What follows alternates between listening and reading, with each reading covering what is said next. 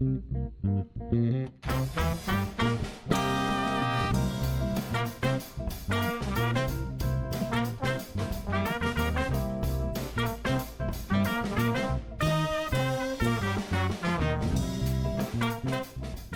I'm Ted Haftegabber, founder and producer of Live Talks Los Angeles. Thanks for joining us.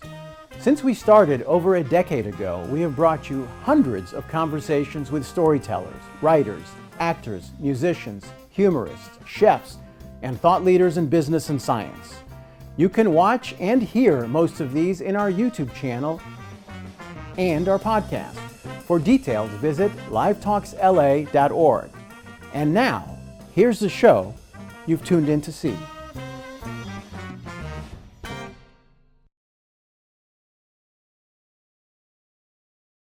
We welcome Gina Yashere and Michelle Buteau to our series. They will discuss Gina's memoir, Cack-Handed. Gina has appeared in countless TV shows, both in the UK and the US. Here, she was the first and only British comic to perform on Def Comedy Jam. She has performed on The Tonight Show and has been featured on as a British correspondent on The Daily Show with Trevor Noah. She has 3 comedy specials currently streaming on Netflix and is the co-executive producer, writer, and series regular on the CBS sitcom Bob Hearts Abishola, which she co-created with Chuck Lorre. Michelle is an actress and comedian and can currently be seen as the host of the new season of the Netflix series The Circle. She also stars on the TV remake of First Wives Club on BET+. Other TV and film credits include Always Be My Maybe, Aquafina is Nora from Queens, Russian Doll, Someone Great, and the upcoming Marry Me with Jennifer Lopez. Her 1-hour comedy special, Welcome to Butopia, is streaming on Netflix and recently won the Critics' Choice Award for Best Comedy Special. She is the author of the collection of essays, Survival of the Thickest. They will talk, and towards the end, I will pose some of the questions sent in from you in the audience. I will let you take it from here, Michelle. Thank you, Ted. That was so detailed.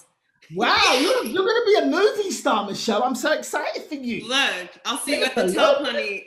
I'll see you at the top. We're filling out the special tax form. You wrote a book, friend. I wrote a book. I followed in your footsteps. Thanks to you, because you're the one that introduced me to Robert, my lit agent. It was you. Yeah. Thank you. Yeah. Well, he's my lit agent. And you know who introduced me to him was Phoebe Robinson. So talk about paying it forward and keeping it in the community, because Brown Titties got stories and we need to share them. Yes, so thank you so much for writing it. I mean, you know, I've known you for, I don't even know how long, because I don't age. And, you know, you feel like you know stuff about someone, and then you read their book and you're like, what a beautiful ass journey. And this makes sense. I have so many questions. What was the process like? How did you even have time? Because I know that you co-created a TV show, and I'm just like, how did you do that? And then go from this to that, and plus do stand up? I mean, the book deal came about in like 2018 out of the blue. How it started was I was, you know, on Instagram and Facebook, there's that hashtag Throwback Thursdays, and you throw up an old picture, and I used to throw up old pictures and then tell an elaborate story behind the picture. And people were commenting saying, oh my God, these stories are so interesting. Didn't know this about you. You should write a book. So I was thinking, maybe one day. And I started saving those posts in a folder, going, maybe one day in the future I'll write a book. And then out of the blue, you emailed me saying, hey, my lit agent, Robert Ginsler, is a fan of yours and he wants to meet you about writing a book. So this is how the universe works. I met Robert and he was like, do you want to write a book? And I was like, all right. And but I'm a hardcore procrastinator. This was like 2018. Yeah, 2018. I did nothing for ages. And then I got the TV show, and then I was thrown headfirst into writing and creating this show. And I was like, I'm not going to have time to do this. So I interviewed a few people to try and find a ghostwriter.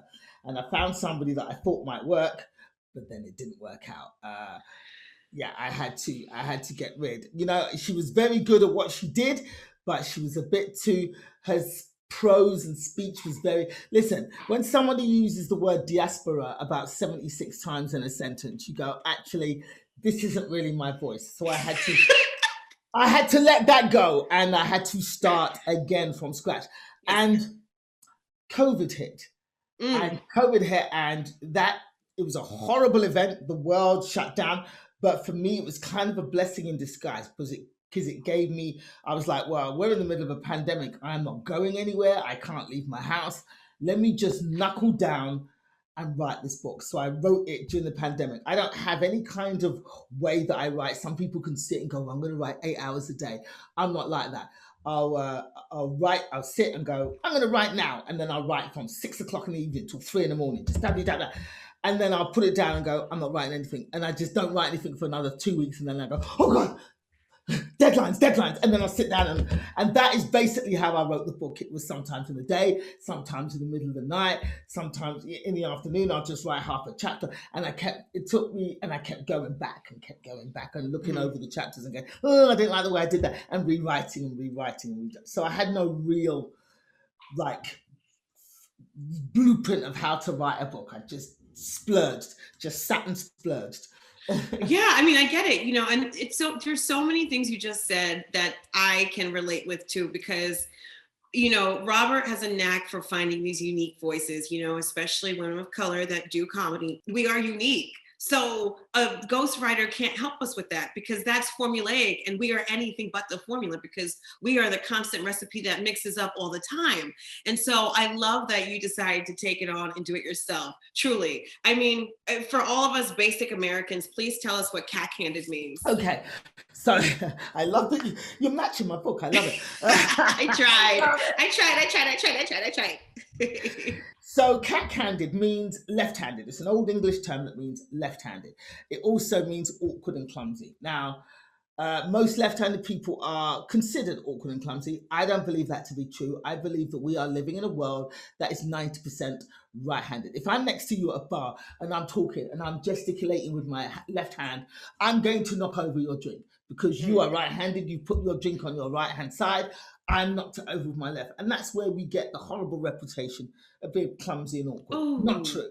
So that's where the title comes from. Also, cack is another word for poo, shit.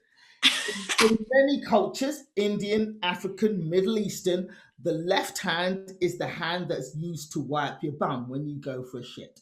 It's seen as the unclean hand. Even in the Bible, there are certain references to the right hand being the right hand side of God. Jesus sat on the right hand side. The right hand is seen as the clean hand, the heavenly hand. The left hand is seen as unclean. So in my family, I'm left-handed. I am left-handed. That's hence the title of the book. And so from a very early age, I was forced to do everything with my right hand because the left hand is the bad hand. So I was forced to write with my right hand, do everything with my right hand, cook with my right hand. Even to this day, I still do certain things with my right hand because it was just trained into me.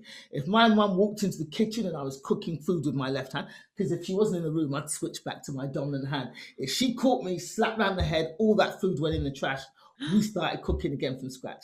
So that's why the book is called Cack-Handed. And also, the awkward and clumsy, my career path, the path that my life has taken has been very unconventional, not straight. I've had to circumvent all kinds of obstacles that have been put in my way. So Cack-Handed has many meanings, and that, so I thought that title basically encompasses my whole life. That is so beautiful. I cannot even, and I feel like, all the pressure, and then boom, diamond. Yeah. Do you know? My son is left-handed, so I will make sure that he does not knock over my drink because the wine is expensive. Yeah. Now, put everything away from him or put it on the other side of him. I will be sure to do that. And I just look, I've already learned a lesson. It's been not but 5 minutes. Was there anything you wrote where you're like, I gotta take this out. I don't think I could share this. I think this might offend this person. Was there anything where you're just like, oh, I'm definitely gonna sever a relationship if I put this in? Yeah, there was some stuff in there that I put in and then I re-edited. Because as I'm writing the book, I was like, oh my God, I got into a lot of physical altercations when I was younger. A lot. And going through the book, I was like, I don't want people to think I'm just violent. So I had to take stuff out and go, all right, let me just narrow it down to the more important stories where and look, I was younger, I was angrier, I was put upon by the world, and this was how I reacted. But I didn't. So some of that stuff, I was like, I'm going to edit it and just put the most important stories in. Then there were stories about my mum that are very private. My mother is a very, very private woman. Like if you read the book, there, there's the chapter where I talk about some of the reasons why we got our asses beat, and one of them was telling people our business. My mom does not. She's very private. So when I was writing this book, there are elements of the story that I'm like, my mum went through physical violence at the hands of my stepfather, and I wanted to talk about how evil he was and how she came out of the other side of that, and she won in the end, in that she left him, she took us kids out of that danger, and then ended up buying her own house and setting up her own business and being completely self-sufficient. So I had to tell that story. So I had to call my mum and go, listen, Mum, I'm going to be talking about the stuff that you've kept very private for years. Because, my mum is quite well-known, and her family is a very well-known family in Nigeria, and she's quite high up in Nigerian society. So she didn't want people to know that she suffered physical abuse, that this kind of stuff was happening in the home. Because when she goes out, she's very regal, and she puts on this, she has this air of nothing is wrong, everything is right with the world. So I had to say to her, look, I'm going to tell these stories of what happened in the home, but here's the thing.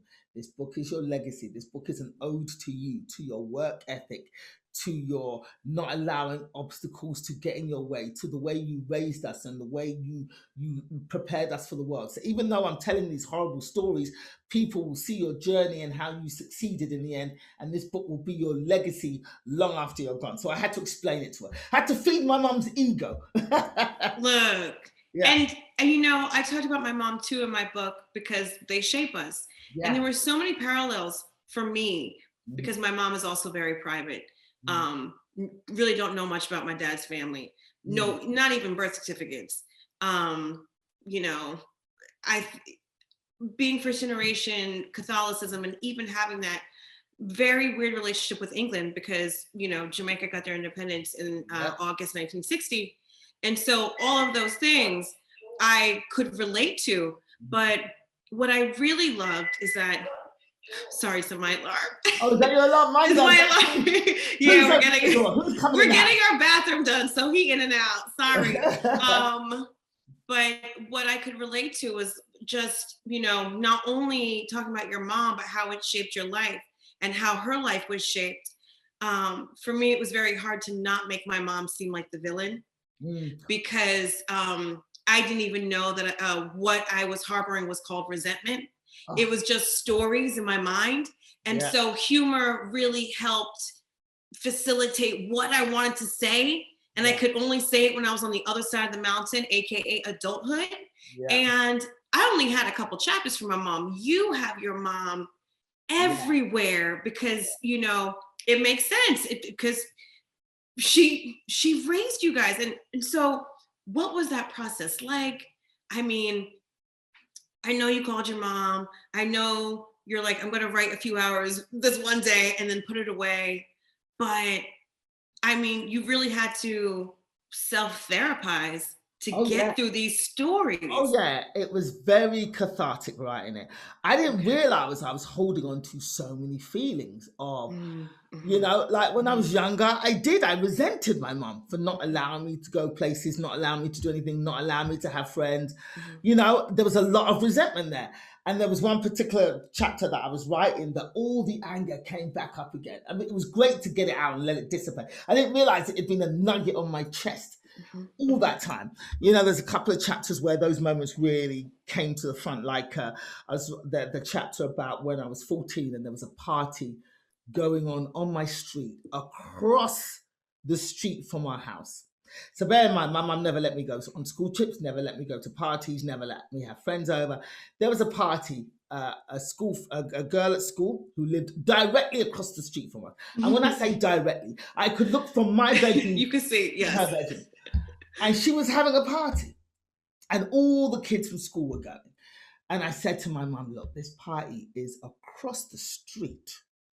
Like, you can reach from the comfort of your couch without getting up and drag me out of that party if you want. It's that close. And she wouldn't let me go. And like, as my friends were all, and like, obviously it's across the street from my house, I can see all my friends from school going to this party. In fact, two of my friends knocked on the door to ask my mum if I could come. And my mum was like, no. And then I sat at my window. And the thing is, I was hoping that she'd let me go. So I had an outfit set aside. Oh. I'd done all the housework that I was supposed to do. I did everything I could to please my mum. And I had this outfit on the bed ready. So if she changed her mind. And I sat there all night looking out at the window, watching all my friends and hearing the party, hearing and seeing everything from my home. And yeah, I have never hated my mother so much as I did that day. I hated her. I hated her. So when even though I was 14, which is a long time ago, even though we don't age, it's a long time ago. Right in that chapter, the feelings of anger and resentment came right back up as if it happened yesterday. Mm-hmm. But right in the chapter and right in the book, and looking back on how, now looking back, I go, I know why my mom did what she did. Because at the end of the day, a lot of my friends ended up having teen pregnancies. A lot of them ended up being in trouble with the police. Some of them ended in prisons, a couple of them dead. So, looking back, I go, I know why she did what she did. But I can understand. She was alone in a country she didn't really know. She'd been left by my father to fend for herself with all these kids. She did the best that she could do. The story about your dad constantly leaving to get education and then your mom pregnant in labor by herself with toddlers, getting it done. It's like, I'm getting chills just even thinking about it, because when I have to go to Whole Foods by myself with kids, I'm just like, I am Beyonce at bitch. Well, do you even know what I've done? But she did it. So, okay. So many things to get through. Truly so many things to get through. And I know in your stand-up, you have a bit about wanting to do something growing up, and then your mom would show you clippings about dead children.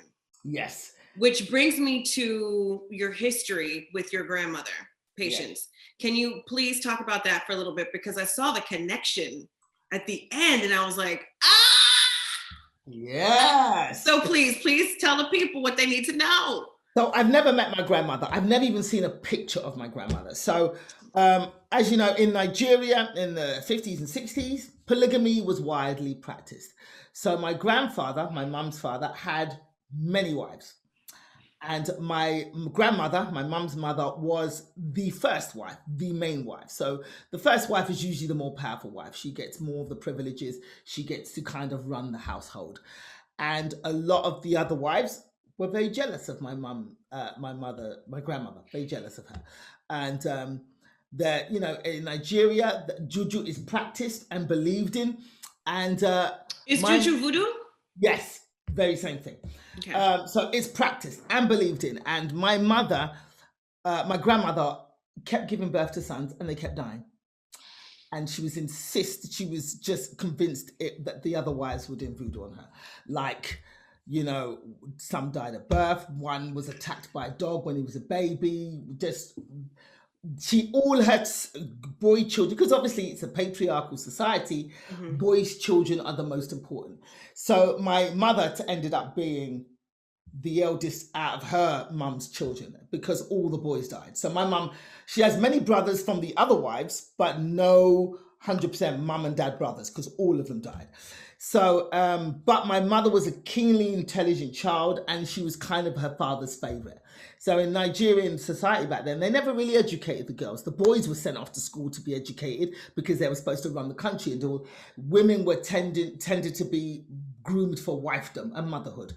But because my granddad was a businessman, international businessman in chief, he traveled all over the world. He went to England, went all over Europe, he went to Americas doing business. So he was quite a well-traveled guy, and he spotted a keen intelligence in my mum. So he decided to educate her. So he sent her to really good schools and she got a really good education. And because of that, the other wives were jealous again of my mum and her mother. Mm. And my grandmother kept saying to her husband, listen, these other women are jealous and I swear they're trying to kill me. If anything happens to me, you make sure you get Grace, my mother, out of the country because I don't trust these women. Sure enough, My grandmother died under suspicious circumstances. We believe she was poisoned. And when she died, she had a mark on her throat from either the poison or the people trying to release whatever it was that was causing her death. And she still died, but she ended up with a mark on her throat. But before she died, she always used to tell stories to my mum saying, listen, I don't want to, when I come back, because Nigerians, we believe in reincarnation. My mom was like, my grandmother used to say, when I come back, I'm going to be speaking English. I'm not coming back to Nigeria. I'm going to be in England. I'm going to speak perfect English. I'm going to do what I like with my life. I'm not going to have all these kids, because she ended up having giving birth to 11 kids or something. It was a lot of kids she gave birth to. So she's like, when I come back, I'm not going to have all these children. I'm going to do a man's job. I'm going to do what men do. I'm going to speak English. I'm going to be free. And she used to tell all these funny stories, and my mom and the kids would like, yeah, whatever. But then, but she said, I'm coming back. She died. Obviously, my mum goes to England, meets my dad, has me. And when I'm born, I come out with this mark on my throat. With this, and so my mum is like, my mother has returned. My mother has returned. And obviously, if you look at the trajectory of my life, I've turned out exactly as my grandmother said I was going to be. I've done jobs that were traditionally meant for men, engineering and stand-up comedy. I want to get to Otis right now then, because this is the perfect segue. I mean, talk about standing out and doing what you're meant to do, and Grandma Patience calling it. I mean, people will be very surprised to know, I'm sorry, the first Black woman engineer? You were the Obama? The first woman engineer that Otis UK had ever had in their 100-year history. Sounds great. It was fucking terrible. Right. How did you end up there? Well, my mum wanted me to be a doctor. As you know, in an African family, there's only 5 choices of career: doctor, lawyer, accountant, engineer, disgrace to the family. Those are the choices. So my mum picked doctor. I was meant to be the doctor from childhood. You are going to be a doctor. Every immigrant family picks the jobs for their kids, because they're like, we didn't come all the way to this country to suffer for you to be doing stupidness. You're gonna have a good job that's gonna, So I was supposed to be the doctor. I got as far as advanced level biology. We had to cut open a rat. I was like, oh my God, I cannot stand the sight of blood or oozy things. This is not gonna work out. So then I switched to engineering. I said to my mum, I want to be an engineer. So my mum was like, okay, it's on the list. You can be an engineer. And then she turns to my younger brother, you will be the doctor now. Forget engineering. You are now the doctor. So I switched to engineering because I was at school, and, and I remember they were trying to encourage, in the sort of mid-80s, they were trying to encourage young girls to go into engineering. So they had women engineers come to the school and speak. And so I was like, well, this sounds interesting. I want to do that. I don't want to work in an office. I want to be outside. I want to work with my hands. I don't want to I want to be different from everybody else. And so that's why I went into engineering, and I started off working. I had a couple of jobs before I ended up at Otis. So I studied. I didn't want to go to college because I wanted freedom, and my mum was not letting me go to college outside of London. Because she was like, you're not going to live somewhere else where I cannot see you. So I was like, I would have had to go to a college in London and still living at home with no freedom. So I was like, I ain't going to college.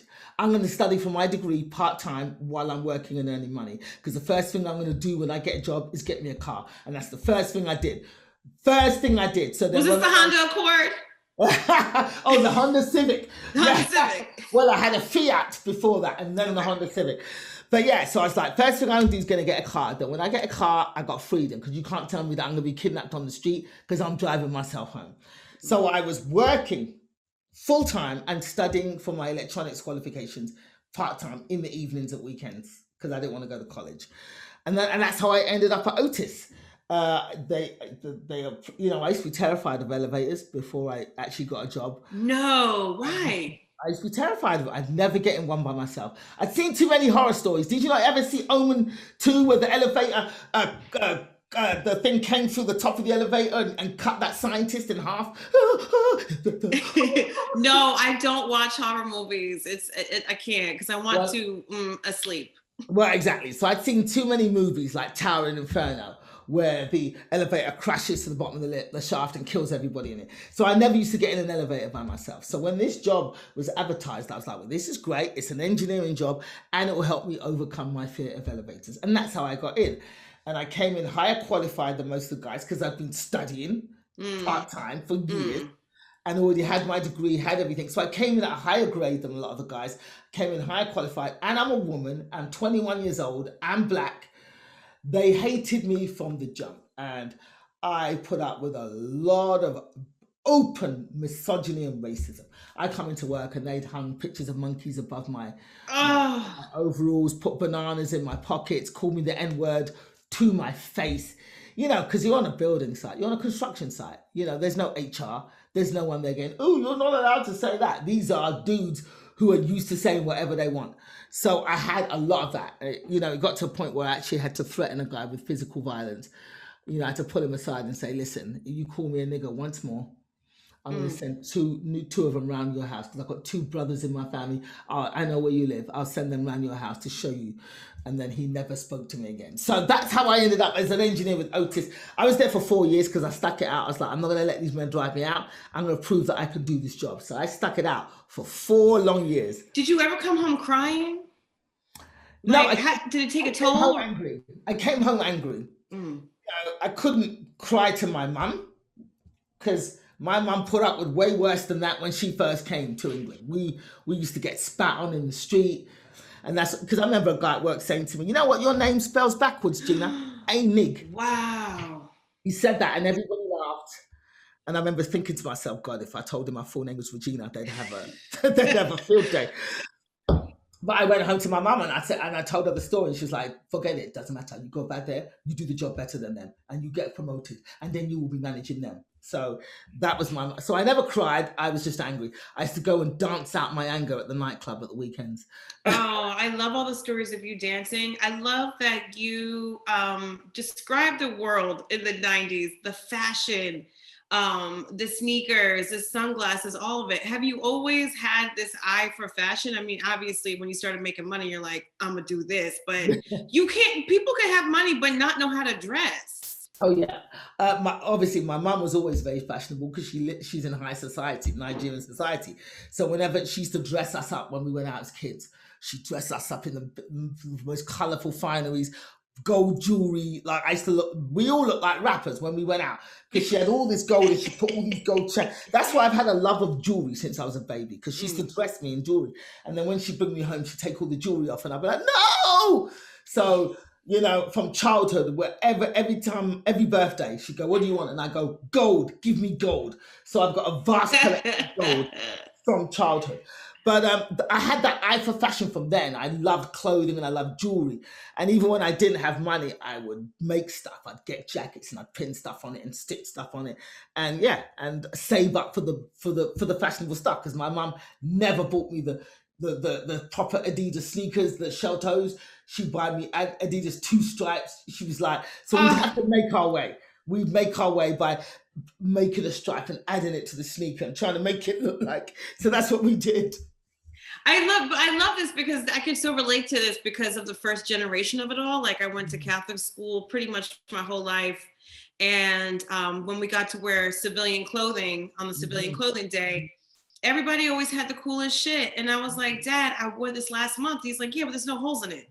So wear it again. Like they're not buying anything till it's run down. And even then it's like patch it up and fix it. So I love when you talk about, you know, growing up in England, but like Nigerians not believing that you're Nigerian, because there is that thing where you're like, you're not this and you're not that, but then you have to make your own way. What was that like? I mean, is that how you learn how to like come back real fast, you know, and like be funny and like keep it moving? Well, the funniness came from kids laughing at me at school because I was brought up in London and being African was not cool in the 70s and 80s. Not cool at all. It's so cool now. It's so cool now. But back then, all we had of Africans on TV was Tarzan movies, people running around with bones in their noses trying to cook a white man in a pot. And so I got teased a lot at school, not just by white kids, by other black kids, because the African Caribbean kids were not taught their history. They were not taught. The British kept them in the dark about their history. So they didn't know that they were descendants of African slaves. They just thought that black people came from different places. They happened to be Caribbean black people.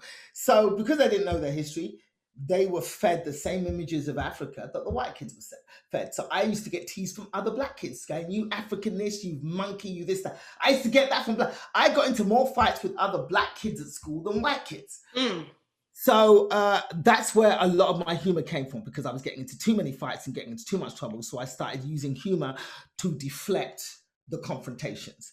But being a Nigerian kid born in England, yeah, I never felt I belonged anywhere. I never felt I belonged in England because I used to get chased by the skinheads and racism, and then other black kids. I never had, other black kids used to tease me, white kids used to tease me. So I had no solace. Right. And then Nigerians, when a lot of Africans emigrate to different countries, they want their children to assimilate. So, my mother wanted us to be British. She's like, I want my children to be English. I want them to sound like this. That was my mum's, impression of British people. And she used to say that all the time. I want my children to sound like this. So because of that, she never taught us the mother tongue. Never taught us, because she wanted us to be British. She didn't want us to have a Nigerian accent. She wanted us to avail ourselves of all the opportunities that were there for British kids. So we never learned the language. We were British.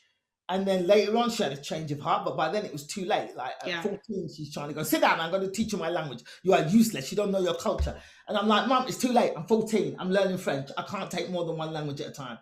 Yeah. So because of that, when I went back to Nigeria, Nigerians were disrespectful to me because I didn't speak the language. They're like, you're the lost generation. You're not really Nigerian. And I had a lot of that. And I went back with a friend of mine who'd been born in Nigeria and spoke fluent Yoruba. But because she'd been in England for most of her life, she spoke Yoruba with a slightly English accent, and she got destroyed for that. So I'm like, damned if you do, damned if you don't. Exactly. So I was like, yes. So I never had a great experience going to Nigeria because Nigerians did not respect me, and I got disrespected. And plus I'm a woman and I'm very mouthy, and I got into a lot of arguments with Nigerian men who were not used to women like me. Man, I hear that. Look, I've been to Paris a few times and had Moroccan men throw wine in my face, and I'm like, I'm not even Moroccan. But they're like, you dumb Moroccan. I'm not even Moroccan. I'm from Jersey. So I get it. And my dad is Haitian, and he spoke Creole to me till I was about 1, and then my speech was delayed, and my mom got worried because, again, assimilate. And there is that thing later in life where you definitely want to, bond with people in your culture, but, too little, too late. Yeah, I went and did a course. I went and did a Yoruba course. And Yoruba is not even my language. My mom is not even from the Yoruba tribe. But that was the only course I could find in England. Wow. And I was like, I want to learn a language. And Yoruba is one of the most commonly spoken languages because it's this second biggest tribe, I believe, after the Igbos. So I was like, I want to learn Yoruba.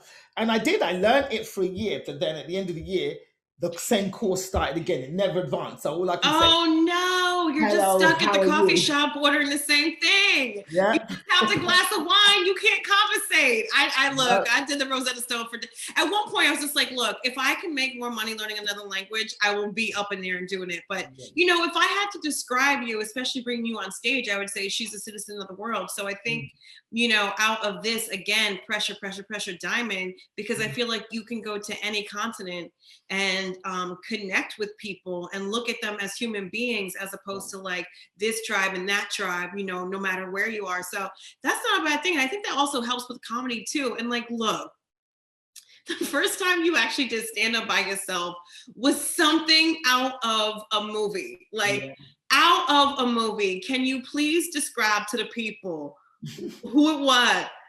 She was in a girl group, everybody. She was like Pink. She left her.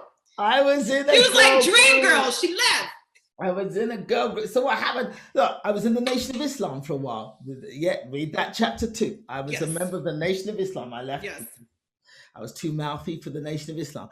But I was into learning about my Black history and learning, because we hadn't been taught this stuff at school. So I was a member of various organizations doing stuff in the community. And one day, one of these organizations was like, listen, we're doing a fundraiser. We need poets, singers, dancers to perform on this big fundraiser. And me and two of my friends had always been messing around doing art because we're all Nigerian kids of Nigerian immigrants. So we were always messing around doing our parents' accents. So I wrote what I believed was a play to perform at this fundraiser. And we performed this play and people pissed themselves laughing. So I was like, this is comedy. Loved What was the play about? It was about, basically at the time, there was a genre of music called jungle, which was huge, which was kind of it's a mixture of house and drum and bass, very heavy bass. It was called jungle because it was a mixture of Jamaican reggae with the drum and bass. Like there was a big tune at the time by a guy called General Levy called Wicked, Wicked, Jungle is Massive. You have to look up the tune. It was a big tune. But that was a big genre of music at the time. So I wrote this sketch saying, why we, as Black people, with the racism that we've gone through, why are we now dancing to music called jungle? So I wrote this sketch, this play, where I was playing my mother. So one of my friends played my daughter, and then me and my other friend played a mother and auntie. And we walk into our daughter's bedroom, and she's dancing to jungle. And we're like, no, you're not dancing to this music. There is no way you're going to be dancing to something called jungle. What would the white people think? This is crazy. We're not going to, feed into racism. And at the end of it, we choreographed an African dance. And we go, this is real African dance. And then we did an African dance at the end. But people loved it.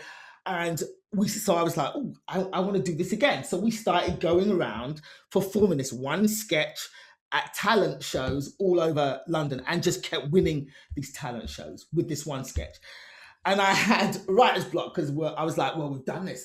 I've got to write another one. And the other two girls weren't writers. So I was like, it was just a one, I don't know what to do. So our final performance, we called ourselves Fusion. That was the name of our group. We called Fusion. And our final performance, we got through to the semi-final of a competition. And I got there early because I like to watch the other acts. And while I was there, the other two girls hadn't turned up. Now, this was before when cell phones cost $7,000 a month. So none of us had cell phones. No beepers? Yeah. I had a pink pager for my job, but when I left Otis, they took my damn pager. So upset. So I had no pager. Because in England, pages were only for important people that had important jobs. Like in America, you guys all had the multicolored pages and there were fashion statements. We never had that in England. Only companies had pages. So I'm in this competition. The other two girls don't turn up, and it's getting closer and closer to the time when we're supposed to be getting on stage. And I'm like, where are they? Where are they? And the promoter goes, all right, listen, you got to go up. Are you guys going to go up or are you out? And I was like, well, the other two girls aren't here. But I'm here and I've been here for hours, so let me just go up and talk for 10 minutes and see what happens. And I went up on stage and just told some funny stories and basically took elements of the sketch and just talked about the sketch. So I did a version of stand-up. On the fly. On the fly. And it went really well. And I got us through to the final with that performance. So the promoter came up to me afterwards and goes, you don't need those other two bitches. You're a Eddie Murphy? Just kidding. But I limped on with the group for a little bit longer, but eventually I was like, I want to focus on this stand-up thing. Yeah. And so in the end, the group ended with me getting thrown out of the group because I kept not turning up for rehearsals and I hadn't written another sketch. And I finally turned up for rehearsal and there was another girl sitting in my spot. And they were like, yeah, your mind hasn't been in it. You're fired from the group. And I was like, fine, fire me. But that sketch that I wrote, you can't perform it. You have to write your own sketches. You were your own entertainment lawyer before there was even entertainment law. Yeah. So they went on, obviously they disbanded after a while because they weren't really that serious about performing. And I went on to become a stand-up comic. Do you keep in touch with them? Do they double tap all your Insta stories? No, you guys keep in touch? I'm still in touch with them because they were good friends. I mean, they fired me from the group. And then, later on I was running a little comedy room and I actually booked them to perform. So we stayed friends. I'm still in touch with them to this day. And yeah, no, they're not in the industry. not in the industry. Right. I mean, rightfully so. It's like, come on, show up on time. We got a big gig. We got to find. Well, it turns out the other girl got burgled, and that's why they hadn't turned up. She got what? Burglarized. Oh, burglarized. In England, we say burgled. So that's why they hadn't turned up. One girl's house had been burgled. The other girl had gone to help her. And that's why they didn't turn up for that competition. You know what? We should thank that burglar. Yes, we should. Because look, divine intervention. Let me steal this TV. We don't know. You don't know. Universe, Michelle. I'm telling you. So this really, I mean, like, let's get into stand-up then, because, you know, when I started stand-up, I was doing bringer shows forever, and I would go see my Jamaican family in England, and I try to get on bar shows, the Peach, something or the other, like Islip, what is it, Islington? Islington, oh yeah, that was a club in Islington, Angel Head or something. Yeah. Oh yeah, I did the pear, something about a pear. Yeah, the prickly pear. Yeah. So I would always see your name everywhere on all the flyers. Boom, boom, boom, boom, boom. I said, oh my God, she's so famous. You, I don't even know how long you've been doing it. Like I said, you do not age. You always come with the same amount of energy, whether it's 50 people or 5,000. Your joy on stage is infectious. Like, you could be, you know, when people are like, they could be reading a menu, it's like, you know, that's why people are watching your Insta stories, to see you just like walk through a hotel room. So I'm just like, if you were the first woman, if you were the Obama at Otis, what was stand-up like back then? Because when I started in 2001, it was very segregated. It was the chitlin circuit, it was the gay rooms, it was the alt clubs, it was the comedy clubs with my wife and kids, with the white boys and stuff. So what was it like in England doing stand-up at that time? Extremely segregated also. Extremely segregated. There was a white circuit. We used to call it the white circuit. There was the white circuit and the black circuit. So TV executives only used to go to the white rooms to pick up talent. There weren't many, they never really came to the black rooms, and they were like, the black rooms are just hacky. All they talk about is getting beaten and whatnot. But I was like, well, all the white boys, all they talk about is masturbating. So it's true, and they're sad. What is the difference? So it was very segregated when I started doing comedy. My first show was in a black room, because I went to a comedy workshop that was run by two black comics who had been big on the black scene. So my first gigs were on the black circuit. But I always think like an engineer. I was like, okay, mathematically, how am I going to be most successful and make the most money at this? It would be by performing everywhere. So, you know, at the time, all the rooms and clubs and pubs used to advertise in the Time Out magazine. Yes. So I get Time Out, and I'd go through every single club and call them all, because this was before email and before Facebook and before. I used to call them all individually and pester them. And if they go, call me back in a month, we haven't got any spots, I'd write it in my file of facts. Yeah, that's how long ago it was. I started in 96. I'd write it in my file of facts, and I'd call them a month to the day. So I pestered these clubs to let me come up and do open mics. And I performed anywhere and everywhere. I would drive from London to Liverpool, which is 160, 170 miles. I had no money for hotels. I used to drive all the way there, do a set for free, sleep in my car for a few hours, and drive all the way back. I would go anywhere to do a show. And so a lot of comedians used to go, a lot of the black comics would go, look at her, sell out, go in and do them white rooms. But my point was always, I want to be able to step in front of a crowd and not give a shit who is in the audience, but be confident that whoever they are, I will make them laugh. So I did the white rooms and I did the black rooms. And that work ethic helped me, because I got on a stand-up talent competition on television within 6 months of starting comedy. Within 6 months, I had this talent show gig. And then within 8 months, I was a host on a TV show. Look. It was a black TV show. It was on in the middle of the night, and the white channel did not promote it at all, but it gave me experience that I would not have gained if I had not been out working every club. But it was very segregated indeed. You know, not many white comics crossed over and not many black comics crossed over. Right. See, that's the thing. See, when people are just like, can I pick your brain? Do you have any advice for comedy? How can I start making money? It's that. It's those stories. Mm-hmm. It's the drive. It's that I will do anything at any cost just to get better for me because you trust the money will come. Exactly. And how do you explain it to someone? Because I feel like they're just looking for an answer. Well, you got to do what you love, you know, and that's the thing. Like a lot of people are now getting into it because there's fame and money involved.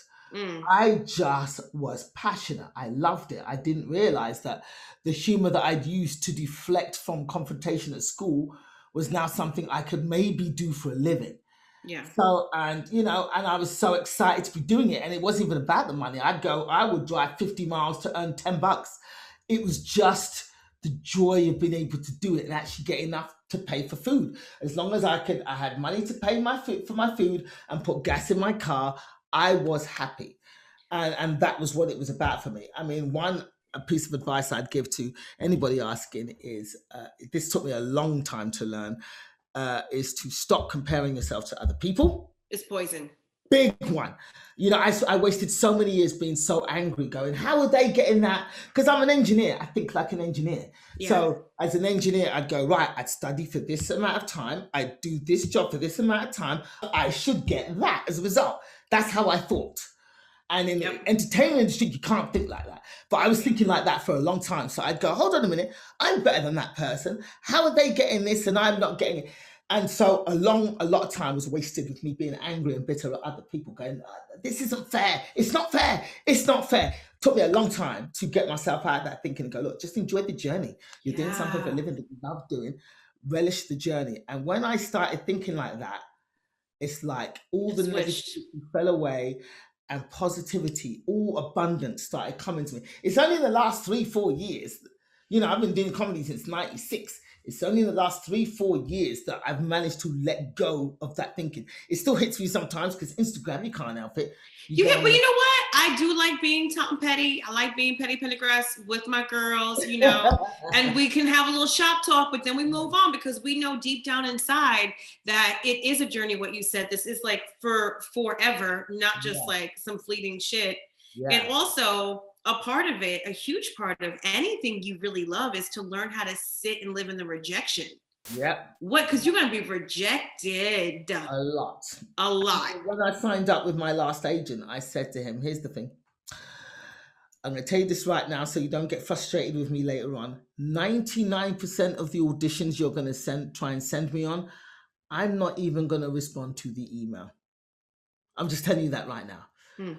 I'm telling you that right now. I made it clear because I considered myself, I'm unique, I'm special. I don't want to be competing with other women for the same jobs that I'm. Look, Ricky Gervais never has to do an accent or be anybody else. He's himself in every movie he's ever done. Yeah. Russell Brand, he can come to America and be Russell Brand in every movie because they are casting this special entity. And I'm like, I'm a special entity. Nobody knows it yet. They can't see it, but somebody one day will see it. And I'm willing to keep working on my craft until that moment comes. Yeah. You know what I love when I see casting and they write gay actress. Before it was just like, you know, can she act gay? And I would get a lot of auditions to be a gay. For a year, I just not only auditioned, but I yeah. Oh, yeah. And I'm just like, it felt horrible. And then you kind of realize that you have a say because it's you. Yeah. And there is another opportunity that is for you. And that one is for someone else. So, I mean, you are you. It's just like getting a ghostwriter. Nobody can match what you bring. Even if you're just ordering something or going through, it's going to be fucking hilarious and very Gina, right? Yeah. So, I mean, there's that. If you can just quickly tell me the difference between stand-up and TV, diversity-wise, in the late 90s, early 2000s compared to now? Because it's 20 some odd years later, and a lot of people, especially starting out in the business, are just like, it's not good enough. Of course it's not good enough. I don't know if it'll be good enough in my lifetime, but to me, it feels like there's real opportunity now. So I don't know. There's more opportunity in America, and this is why I left England. I never felt I belonged in England, and I hit a glass ceiling in England. I am the most well-known, or one of the most well-known, probably top 3 Black comics in the country, in the UK. Top 3. Selling out theatres all over the country, touring for years. But I've never had my own TV show. I've always been guesting on other people's shows. So they used me a lot. I'd always be, because I was good, I was consistent, and I ticked all the boxes. Black woman, I ticked the boxes. So I constantly got booked on TV shows. I was on TV shows all through the 90s and 2000s, but never my own show, always guesting, because they were like, oh, we've got to fill a quota. Oh, let's get Gina. Gina, she'll come, she'll do the job. And then whenever these networks got criticized for their lack of diversity, they'd go, but we got Gina. Gina's been on our show 8 times. So I became the token. And after a while, I was like, I don't want to be the token anymore. I want to host the show. I want to have my own show. And if you're not going to give me my own show, what is the point of me being there? I mean, I was doing well. I had a house. I drove a Mercedes. I was having a nice life. But I was unfulfilled. And I'd hit that glass ceiling. Because there were white male comics who opened for me, who then went on to become stadium-filling multi-millionaires. And I was still struggling to earn, so I was like, I could stay in England and just keep earning and picking up these crumbs and hoping that no other Black comic comes and takes my spot, because in the UK, it's like a nightclub policy when it comes to Black comics, 1 in, 1 out. So when a Black comic makes it, they hold on to that spot so tight. Right. So I was like, I don't want to be that comic holding on to my little crumbs and trying to stop other Black comics coming through and taking my one spot. So I was like, you know what? Let me get out of here. I'm going to go to America. I've had a dream of living in America since I was 4 years old. I'm going to go to America, and I want to compete with the big dogs. I loved all your stories about America too, because as an American, you only hear the shitty parts of what everyone else thinks that we're dumb. I mean, we are the Costco of countries. But I love, where it's just like, you're talking about like, kids look like they have a say in their feelings and what's for dinner and all that stuff. And even coming to America for the first time and staying at that auntie's place in Florida. I mean, you set up a world that I could see and or have lived in. And I'm so here for it. And, when people ask, and I'm sure you get asked this a lot, or will be asked this a lot, why now? Why this book now? I know why now, but you tell me why now for this. You know what? The universe just works in a particular way. The timing was just perfect. In this current time when, where we live through a time where immigrants were being denigrated and maligned in the press by that devil that was pretending to run the country for 4 years. The timing just was perfect. I did not mean to write. I was not writing an antidote to the Trump era. I'm just writing about my life. But the way the universe came, it all came together at the right time. And I just wanted to tell stories. And with the TV show with Bob Hearts Abishola, we were able to tell stories and go, look, CBS is a white middle-aged channel. It's a network for white middle-aged people out in buttfuck Indiana or whatever.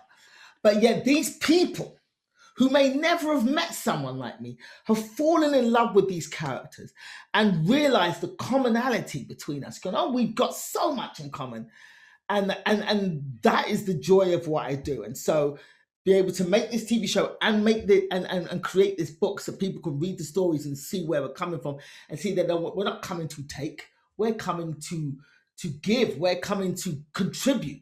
That's what the book is about. It's an ode to the work ethic of every immigrant. And I'm an immigrant.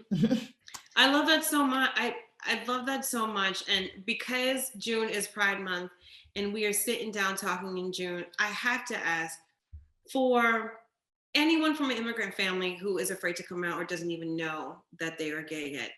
For, you know, anyone who's been like married for 30 years with kids and always has that in the back of their mind.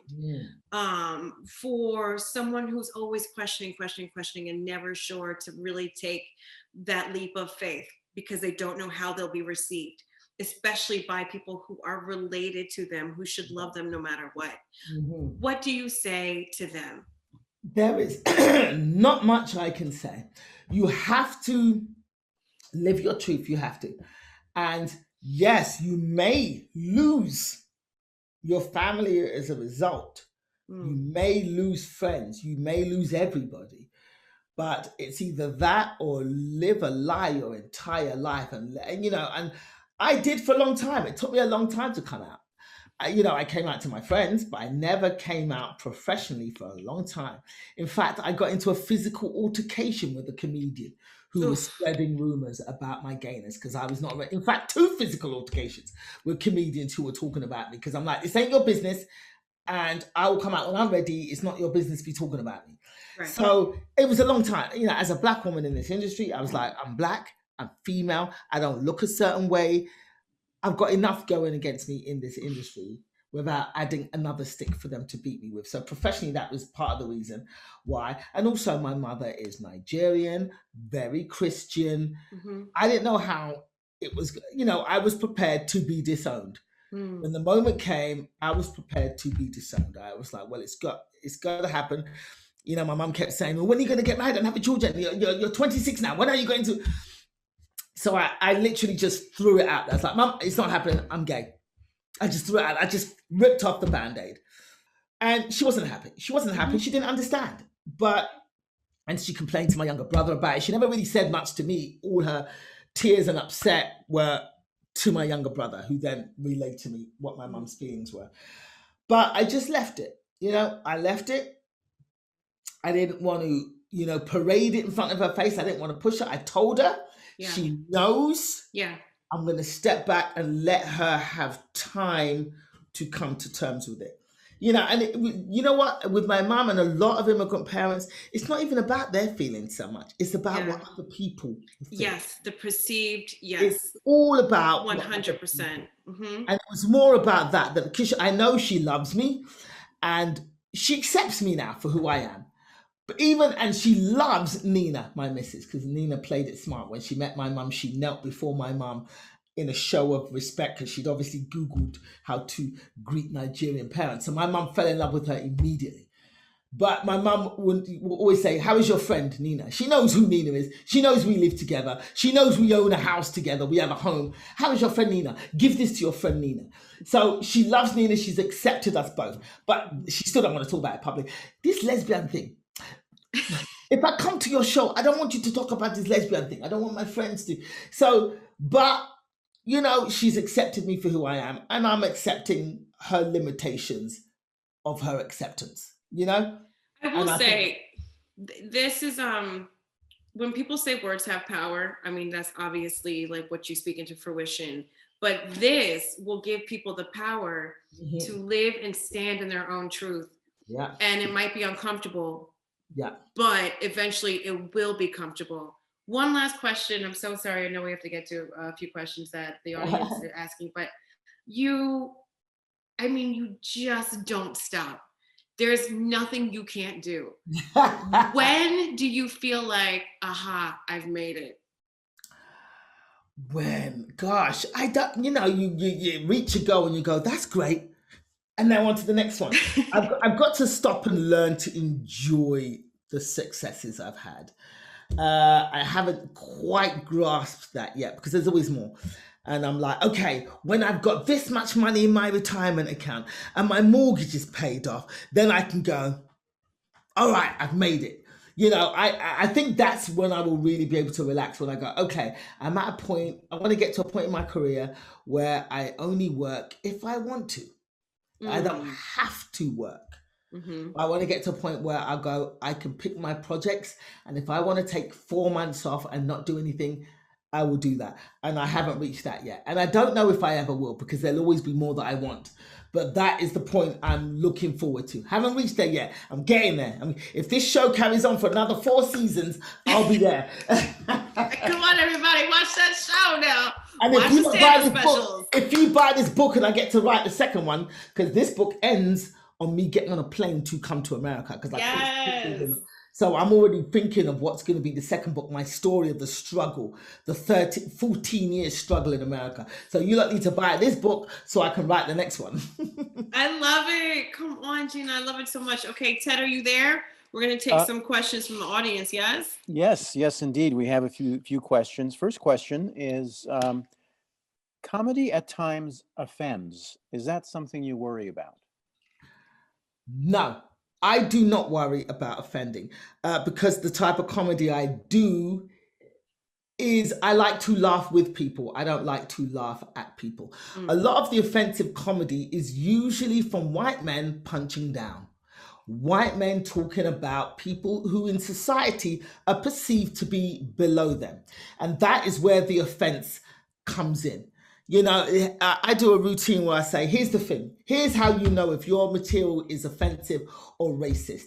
If you're doing a joke about a group of people, but you feel apprehensive about doing that joke in a room full of those people, then deep down, you know your shit is offensive or racist. So I don't seek to offend people. I do jokes about everybody, but I also do jokes about myself. I do self-deprecating humor as well. So as well as laughing with you, I'm also laughing at myself. And that's what makes my stuff not offensive. I do, you know, I've been to China many times doing jokes, and I've done jokes about Chinese people, about the culture and what I've noticed when I'm in China. But I tell you what, I've gone to China and done that material in China in front of a group of Chinese people, because the way I test it, I'm like, if I can do it in front of these people and they can see the humor in it, and they can see that I'm not coming from a place of disdain and malice, of malice, then, and they can laugh at it, then I know that I'm free to do that material everywhere else. And that's how I test my material. So I don't set out to offend, but, you know, and obviously, look, there are jokes that I used to do that I cannot do anymore. Right. I used to do. The world is different. Yeah, the world has changed, and I know that, and I've changed it. I moved on, and I've let that material go. And you know, sometimes people have pulled up those old sets and go, "You're talking about transgender people," and I'm like, "Look, I went to Thailand. I was doing jokes about ladyboys, how I saw these, and that's what they call them in Thailand. That's what they call themselves. So this is not a derogatory term, it's an actual term. And ladyboys are actually considered a third gender in Thailand. So I did material about going to see a show called The Ladyboys of Bangkok, and they travel around. And I talk about sitting in the front row and going, where are their penises? This is, you know, now this is a funny routine. It's an interesting routine, and it's just me observing, and I'm not laughing at them. I'm talking about my experience of coming into contact with ladyboys for the first time. But that joke I would not do now because it could be seen as offensive. And I'm like, I don't want to offend a whole group of people. You know, I was coming from a place of, this is new to me. I've never seen this before. I am curious. But but it would be seen to be punching down because I'm a cisgendered woman. So there are certain jokes that I wouldn't do anymore. Yeah, and sometimes what we say isn't even offensive. People are just offended that a woman is talking, a woman of color is talking to them. You know, they paid, you know, a 2-drink minimum and a fee to see, another one. I already have one in my office. So, you know, sometimes it's just that. Yeah, I mean, when I talk about racism, white people get offended. And I'm like, how are you offended by me talking about racism, but you're not offended by the actual racism? So as a comedian, I'm like, I ain't listening to people. I know what stuff I used to do that is not relevant now and it's not apt to do now, but I'm not listening to people going, you talking about racism is offensive to me. I'm like, you're the problem. I'm not the problem, you're the problem. Go look at yourself. Thank you. Next question comes from a gentleman who says, I'm an American and I immigrated to the US from Africa. What are the problems with how our stories are told in the media, both fictional ones and non-fictional narratives, and the references to how they are told in the United States? Oh, Oh. I mean, I've had so many problems with African stories, and this is why I made a point of creating Bob Hearts Abishola and making sure that it was authentic, the language is authentic, the accents are authentic, the traditions are authentic. Because I've watched many African movies featuring African characters, and it's like America sees Africa as a country and not a continent, with lots of different languages and traditions and religions, and so yeah, watching a lot of movies where you had African American actors playing Africans, I never complained about it because I'm like, I'm just glad our stories are out there. But I just wish that the people making the movies had researched more and made it as authentic and accurate as possible. Because there's all these arguments about Black British actors coming over to America and playing, American heroes. And I'm like, look, this discussion wouldn't be happening if there was enough varied work for Black actors. Right now, we're all fighting over crumbs, and that's why these arguments occur. Because how many African American actors have played Nelson Mandela? Like, it goes both ways. My thing is, as long as the actor has done their research and does the part justice, that's all that matters. But this is why I'm trying to do my bit to make more authentic African characters on TV so Nigerians can watch my show and not feel embarrassed and not feel ashamed and go, yeah, this is us. This is authentic. Yeah. Be the change you want to see, y'all. Yep, exactly. Could you comment on the differences between British and American humor? You know what? Oh, no! I don't think there's a massive difference. There is a difference between white British humor. My humor has always been distinctly me. And when they say British humor, they usually mean the dry, sardonic white humor that they see in the comedies that have come out of England. So, it's different. Black British humor is very similar to Black American humor. I think you also inspired a wave of a generation of comedians, because there's a lot of similarities I'm seeing with the Nigerian mom of it all, where I was like, ooh, that is fascinating. And so that's, I started a whole trend, because when I started doing comedy in England, almost 99% of the Black comics were African Caribbean descent, Jamaican, Bayesian, St. Lucian. I was the first sort of African comic coming out and doing material from my perspective. Mm-hmm. And because of that, I stood out. And because of that, I became quite successful quite quickly, because I was coming from a different perspective that they never seen before. So I started a whole trend of African comics coming out going, oh, we could talk about our African culture on mainstream TV, and they get it. So I definitely started that trend. And to the point where now people think the African comedy is hacky because of all these African comics doing. But I was like, I'm doing my culture, I'm doing characters. I'm not just coming on going, look at me, I'm doing a funny African accent. Isn't it funny? I'm doing real characters based on real people. Yeah, I can't speak for those coming after me who are just doing funny accents. I can't speak for those people. But I did start a trend. Yeah, specificity, everybody. Yeah. Next question comes from a lady who says, Bob Hearts Abishola features several characters that are nurses and others that work in manufacturing and what she's calling every person careers. Mm-hmm. The pandemic focused on essential workers and nurses and brought them into the news media, but I don't feel these type of professions are featured enough in TV shows. What are your thoughts on that? Yeah, they're not. And it's just so weird. I don't understand why they're not. I've had so many people approach me going, we love your character and we love the fact that she does a job that we can relate to. Not everybody in Hollywood is going to be living the Lamborghini and Bugatti and swimming pool mansion lifestyle.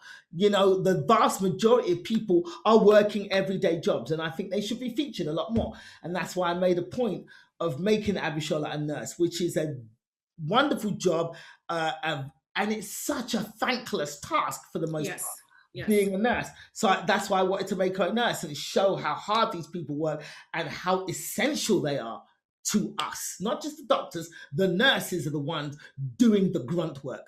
So I wanted to feature that. And then obviously all aspects of a hospital, you know, Kemi works in the cafeteria making the food. I wanted to just have jobs that a lot of immigrants tend to gravitate towards because they cannot, you know, when my mum came to England, she was a qualified head teacher. My father was a qualified lawyer. They couldn't get jobs in their respective professions. So they gravitate, they have to do whatever jobs that they can take to put food on the table. Hence, cleaners and canteen workers and nurses and whatnot. They work hard at it, and they do it to the best of their abilities. So that's why I wanted to and it really means something, you know. I mean, when you read the book Cack-Handed, everybody go buy it. You know, the fact that your dad was educated some more, but couldn't find something in England, and that is the reason, one of the reasons why he went to Nigeria to, you know, find a job that he could. And this happens in a lot of families. Yeah, that's the story of Abishola. You know, when you watch Bob Hearts Abishola, that's the story. They came to America together. He's a qualified civil engineer. He couldn't get work. He went back. And so basically, I infused Bob Hearts Abishola with many stories from my life and my stand-up. So when you're reading the book, you're going to go, I recognize elements of this in the TV show. Buy the book. Gina, what is your sense of home? Is it a place of origin? Is it where you live? Is it an attitude? What does home mean to you? Ooh, home means a place where I can sit and stare into the distance and just enjoy my space. So wherever I am, but right now, where I live in Altadena, California. I love it. I love the weather. I love the natural, you know, it's a very natural landscape, hills and valleys and trees. And that's home to me. I just want somewhere I can sit and just be in myself for a moment and eat good food. And clean. She's very clean. Clean floors, a must. No carpets. Has to be no carpets anywhere in my home. So that is home for me. And I want a tour of your house, Michelle, because I see glimpses of it on the Insta, and I'm like, get out the way, I want to see the rest of it. I want a tour of the house. But that is my idea of home. Somewhere where I can just be at peace, be quiet when I want to, and just eat and just be in nature. I've never knew that I was a fan of nature till I moved to nature. I don't like the bugs side of it, or the coyotes and bears side of it, but I still love it. Yeah. The sunrises and the sunsets, but you can keep the ants. Yes, exactly. Can you tell us any stories about pitch meetings that you've had that either surprised or shocked you? Yeah, I've had various pitch meetings over the years. One of my worst experiences as a pitch meeting was in the UK. As I said, when it comes to Black talent, there's a nightclub policy, 1 in, 1 out. And I remember trying to pitch a show to a network, and the words that came out of this woman's mouth was, we've already got Richard Blackwood. Now, Richard Blackwood is a young male comic, very good-looking guy, kind of modeled his whole style on Bill Bellamy. If you look at Richard Blackwood, look at Bill Bellamy, those Def Jam comics, those Sweet Boy, Pretty Boy. He was one of those, and he was the biggest Black comic in the UK at the time. And when I tried to pitch a show where I was going to be the star of this show, that's what they said to me. So basically they were like, we've already got one Black person on our network. Oof. Sorry. Oof. And she said that to my face with no sense of irony, no nothing. And that was when I started to think, oh, wow, I've got to get out of this country.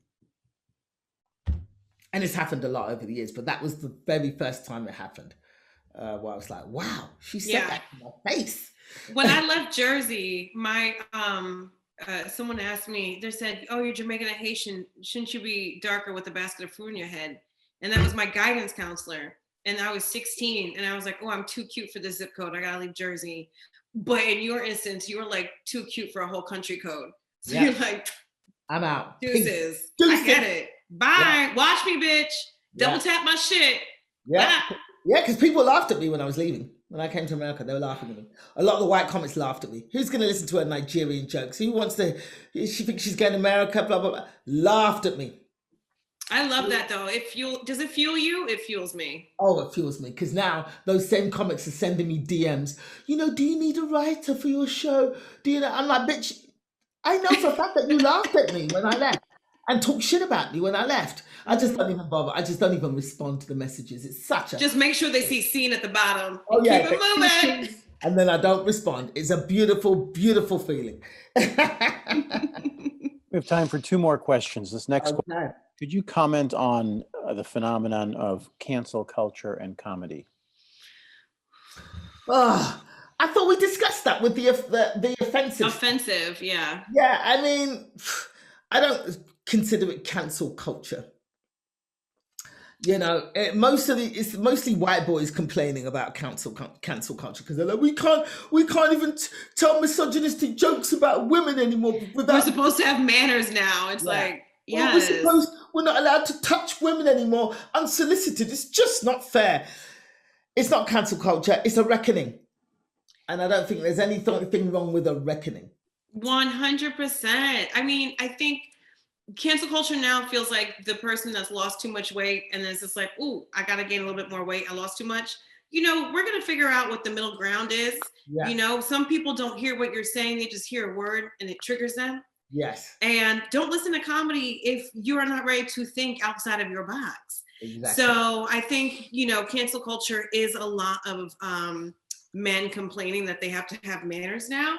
But, people definitely like to put you up on that cross and just, make you feel bad. But we're good people. We can sleep at night. So yeah, I can see that. I remember someone saying to me, oh, you got a book coming out. Maybe you should go back and delete all your past tweets. And I'm like, no, because I stand by everything I've ever said. I'm not about to get cancelled and I'm not about to be, and who is it that says you're cancelled? People waiting to be offended. There's a lot of people out there who are just looking for things to be offended by, and I have no interest in those people. Yeah, me neither. But yeah, look, cancel culture has become a curse word.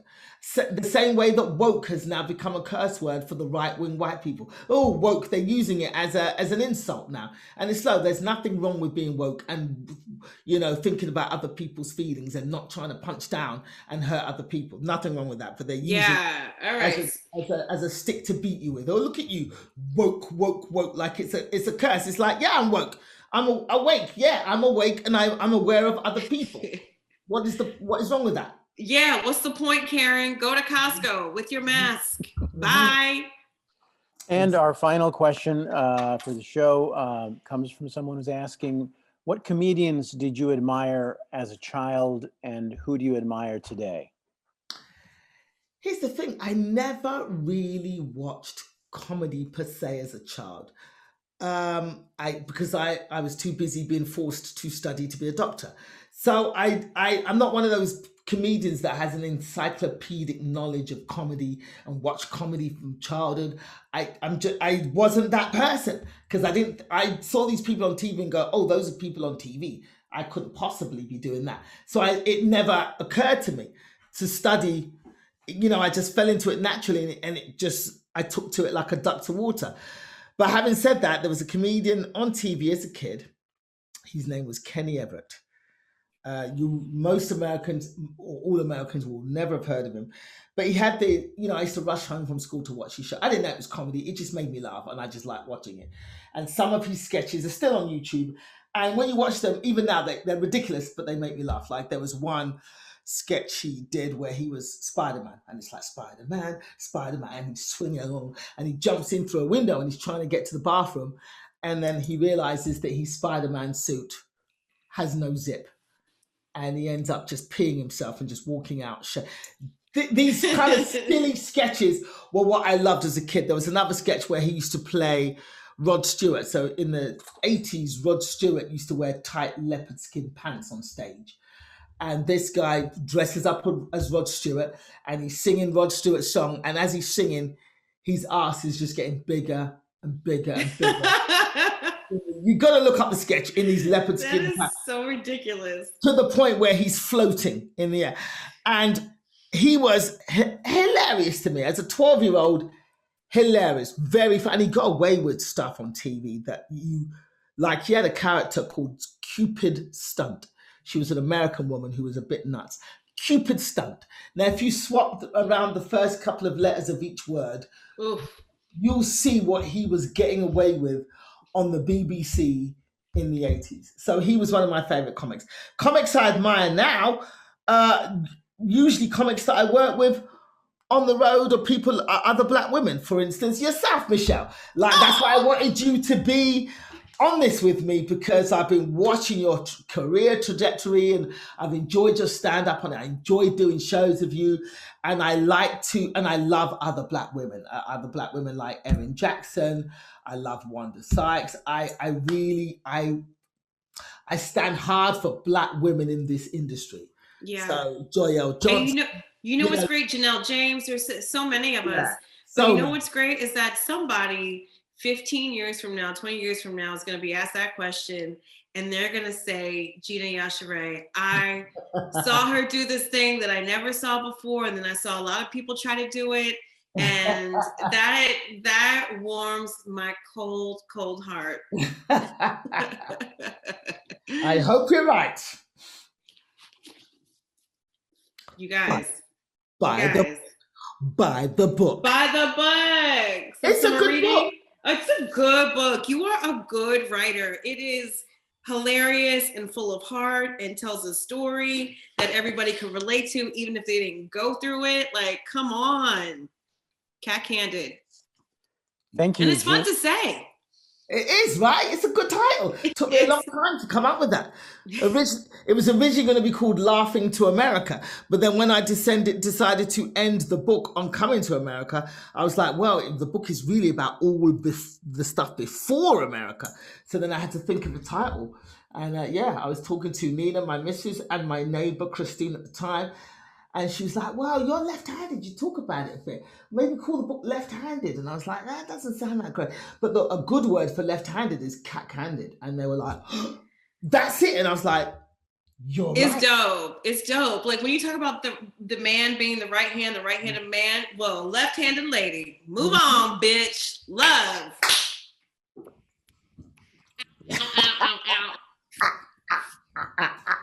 Well, thanks again to both of you for a wonderful conversation.